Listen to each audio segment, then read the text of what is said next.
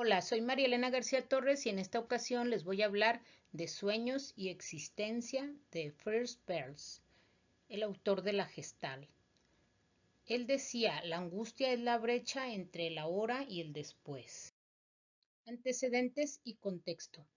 En 1893 se dan los primeros experimentos de la radio de Marconi.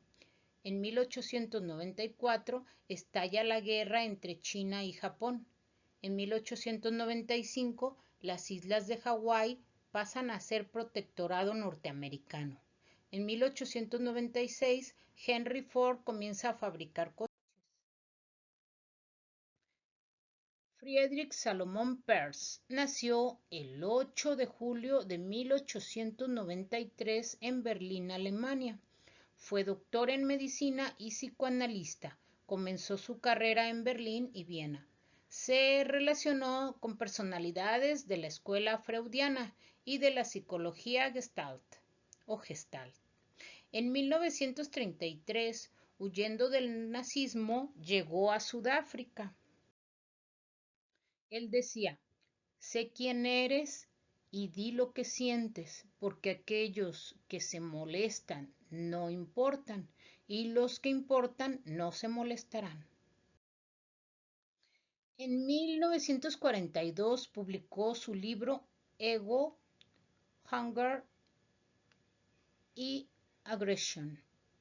En 1946 llega a Estados Unidos a formar parte del Instituto Esalen de California para dirigir seminarios y dictar cursos sobre terapia gestáltica. Perls murió en Estados Unidos en 1970. Aquí vemos a Perls y a su esposa. Aportaciones. Tomó tiempo desalojar toda la carroña del freudismo, decía Perls. Estamos en una fase nueva y peligrosa, la de los charlatanes y embaucadores que creen que si uno experimenta un avance ya está curado. Una técnica es un truco, también decía. Un truco debería ser usado únicamente en casos extremos. Decía que el mito de que el estadounidense es un cadáver no es cierto. Él puede estar vivo. Lo triste es que este jaxificarse frecuentemente se convierte en una actividad sustitutiva, otra terapia impostora que impide el crecimiento. El problema no se refiere a estos incitadores, sino a toda la cultura americana. Decía Peirce, hemos girado desde el puritanismo y moralismo hacia el hedonismo. Se desestima todo compromiso sincero. En terapia gestáltica estamos para impulsar el proceso de crecimiento y desarrollar las potencialidades humanas. No hay felicidad instantánea ni curas instantáneas. En terapia no tenemos que acabar con nuestras actuaciones. También tenemos que llenar vacíos y hoyos en la personalidad y hacer de nuevo a la persona entera y completa. Los condicionadores también tienen una premisa falsa. Sostienen que el comportamiento es ley y es una tontería. La piedra de tope parece ser la angustia, pensaba Peirce. La angustia es la excitación, el elan vital que llevamos en nosotros y que se estanca si estamos inseguros del rol que debemos representar. La angustia es una brecha entre el ahora y el después. Si estás alertas en el ahora, son creativas e inventivas, encontrarán una solución. Una persona de verdad que toma una posición y que se define y no con LSD, el manejo y el control no son la felicidad última, decía Peirce. La oración de la terapia gestáltica es: yo hago lo mío y tú haces lo tuyo. No estoy en este mundo para llenar tus expectativas y tú no estás en este mundo para llenar las mías. Tú eres tú y yo soy yo. Y si por casualidad nos encontramos, es hermoso. Si no, no puede remediarse.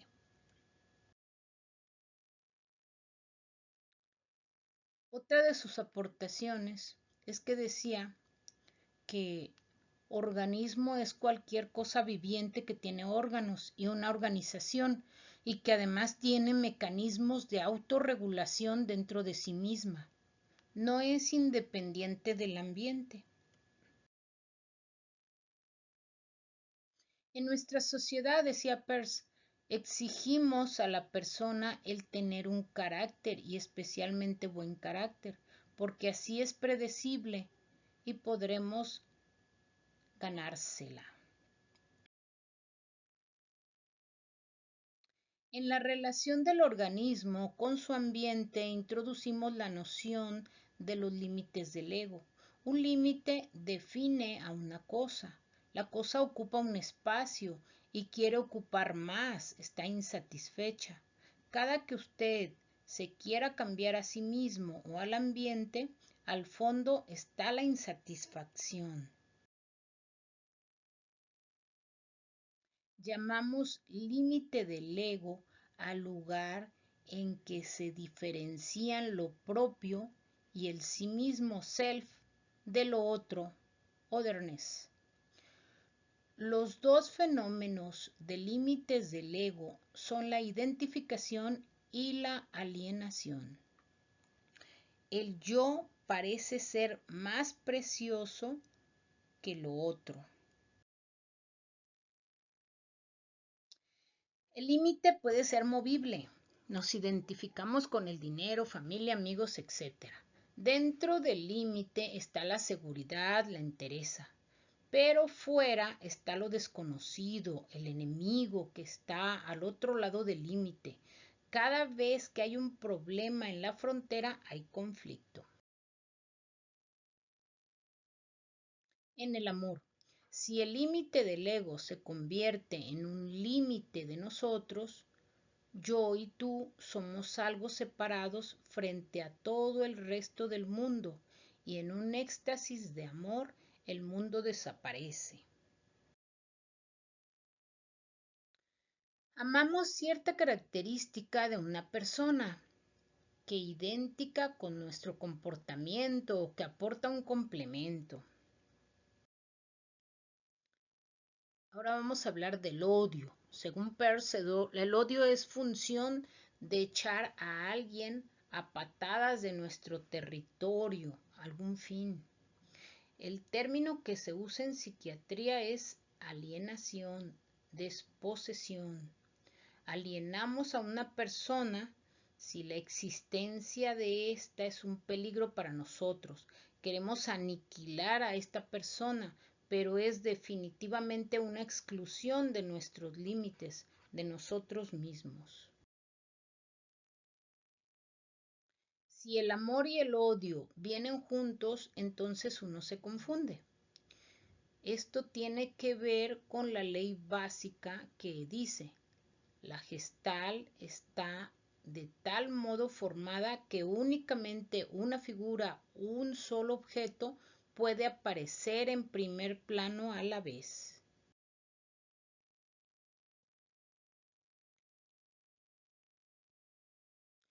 No hay posibilidad que alguna vez vivamos sin fronteras, decía Peirce.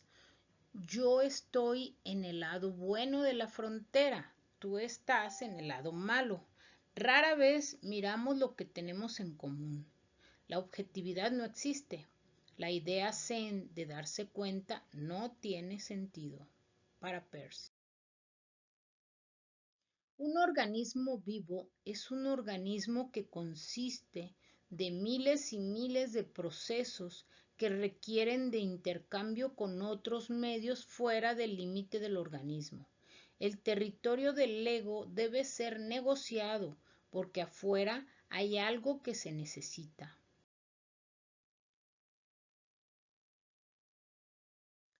Algo tiene que ocurrir para atravesar esta frontera y esto es lo que llamamos contacto. Si somos rígidos, no nos podemos mover, entonces se mantiene ahí. Cuando vivimos, gastamos energías, necesitamos energías para mantener esta máquina. Este proceso de intercambio se llama metabolismo. Una gestal es una función orgánica, es una unidad experiencial última. Tan pronto como se rompe una gestal, esta ya no existe más. Es una terapia existencial junto con la logoterapia de Frankl y la terapia de Sainz de Big Warner. Tres tipos de filosofía: sobreísmo, absolutismo; debeísmo, schuldismo; existencialismo, principios de darse cuenta de la fenomenología. De estos toma para generar su propia teoría Peirce. También toma de Freud. El perro de arriba y el de abajo, juego de la autotortura. Los autorreproches, los autocastigos se esconden bajo la máscara de automejoramiento que nunca resulta. No podemos producir cambios en nosotros mismos o en otros. Aquí tenemos a la personalidad. Muchas personas dedican la vida en actualizar un concepto de lo que ellos deben ser, en vez de actualizarse ellos mismos como son. Todo control, incluso el control externo interiorizado tú debes, interfiere con el funcionamiento sano del organismo. Hay solamente una cosa que debe ser la que controla la situación. Mientras menor sea la confianza que tenemos en nosotros mismos, menor es el contacto con nosotros y el mundo mayor nuestro deseo de controlar.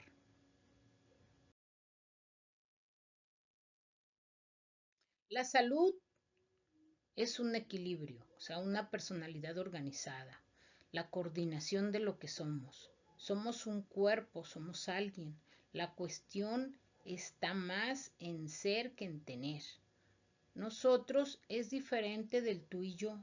El nosotros no existe, consiste en el yo y el tú, un límite siempre cambiante en que dos personas se encuentran.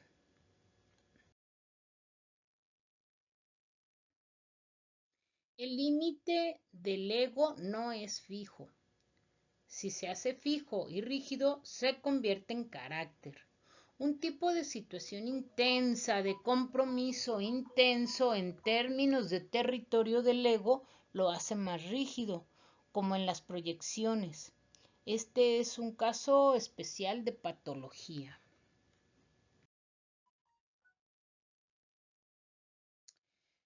En última instancia, únicamente nos amamos a nosotros mismos, como que también nos odiamos a nosotros mismos. El que encontremos esta cosa amada u odiada dentro o fuera de nosotros mismos tiene que ver con quiebres en nuestros límites. El fenómeno más importante de toda patología, la autorregulación versus la regulación externa, el darse cuenta per se por y de sí mismo puede ser curativo. Podemos fiarnos de la sabiduría del organismo. Todas las perversiones son variaciones de los medios mediante los cuales, y lo mismo puede aplicarse a cualquiera de las necesidades básicas. El manejo que hacemos de nosotros mismos, por lo general, es significado con la palabra conciencia. Si entendemos la situación en que nos encontramos y dejamos que sea ella la que controle nuestros actos, entonces sí que hemos aprendido a encarar la vida como un auto. En terapia, este tipo de autorregulación es muy importante porque lo emergente, lo inconcluso, saldrá a la superficie. No tenemos que cavar. Está dado ahí y se puede mirar de la siguiente manera. Comprender la situación ofrecida, recibir, almacenar y reproducir de forma adecuada la información y entender las relaciones causales. Desde adentro, alguna figura emerge, surge, viene a la superficie, luego sale al mundo externo, alcanza lo que queremos, vuelve, asimila y recibe. Algo nuevo surge y de nuevo el mismo proceso se repite. Darse cuenta per se. Si nos damos cuenta cada vez que estamos entrando en un estado de conclusión, esta es la terapia. Y nuevamente la naturaleza se hace cargo. La confusión se desenredará por sí sola. Para Peirce, las diferentes corrientes psicológicas están desfasadas y constituyen caminos equivocados de solución terapéutica. La propuesta de él existencial en la que se pretende darse cuenta per se de que estamos en un estado de confusión. La naturaleza se hace cargo del resto. Cuando llegamos a este per se, al darse cuenta de cómo estamos, cómo somos, la naturaleza hace el resto. La confusión se desenredará por sí sola. No propone recetas terapéuticas que solo consiguen agregar más confusión. El camino es sencillo, dice, pero no simple. En la terapia se propone entrar en una proyección, no importa cuál, con tal de trabajar en su totalidad. Una vez que hace clic, entonces todo se acabó, se terminó la proyección. Primero uno mira por la ventana y súbitamente se descubre que uno se está mirando en un espejo. Peirce. Tomado de Sueños y Existencia, The First Peirce, 1998. Terapia Gestáltica. Chile. Editorial Cuatro Vientos. Hasta la próxima.